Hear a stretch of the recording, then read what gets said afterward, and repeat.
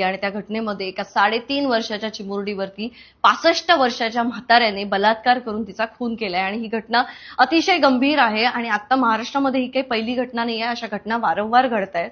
महाराष्ट्रात जेव्हा पूर्वी असं काही घडायचं महाराजांच्या काळात, तेव्हा महाराज त्यांचे हात छाटून टाकायचे, कारण ही वृत्ती छाटणं गरजेचं आहे. आणि आपण काय करतोय, अशा घटना झाल्यानंतर आपण फक्त मोर्चे काढतोय, निषेध नोंदवतोय आणि न्याय मागतोय, पण न्याय काही आपल्याला मिळत नाहीये.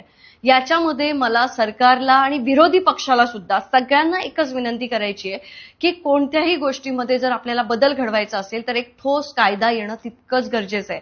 आपल्याकडे आत्ताही कायदे आहेत, पण त्याच्या तितक्याच पळवाटा आहेत आणि त्या पळवाटांमुळेच ह्या अशा गोष्टी घडतात. कारण जेवढं मला कळलं की ती व्यक्ती अशीच गुन्हा करून बाहेर आलेली होती आणि तिला सूट दिली गेलेली होती की जाऊ दे, चूक झाली असेल ना, पेरोलवरती सोडतात, तशा गोष्टींमुळे ती बाहेर होती आणि तिच्याकडनं परत एक गुन्हा झालाय ज्याच्यामध्ये 3 वर्षाची चिमुरडी, जिने जग बघितलंच नव्हतं, अशा घाणेरड्या कृत्यामध्ये तिचा मृत्यू झालाय. विचार करा की आज तिच्या आई वडिलांना काय वाटत असेल.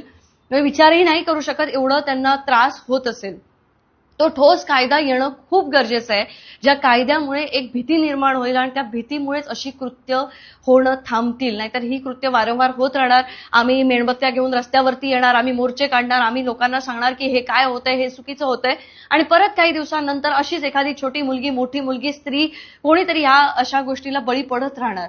मी एक मुलगी म्हणून, एक स्त्री म्हणून सगळ्यांच्या वतीने एकच विनंती करेन की एक ठोस कायदा आम्हाला हवाय. आरक्षण आम्हाला द्या, महिला आरक्षणही आम्हाला हवंय, पण त्याचबरोबर ह्या अशा गुन्ह्यांसाठी एक गंभीर काहीतरी कायदा, ज्या कायद्याने लोक खूप थरथर कापतील आणि असे गुन्हे होणार नाहीत. हा कायदा आम्ही अपेक्षित आहे आम्हाला आणि तो कायदा लवकर यावा आणि तो जो कोणी आहे व्यक्ती, त्या व्यक्तीला लवकरात लवकर शिक्षा व्हावी.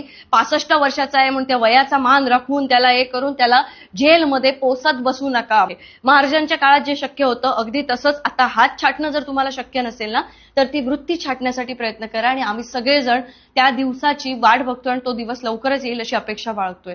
जय हिंद, जय महाराष्ट्र.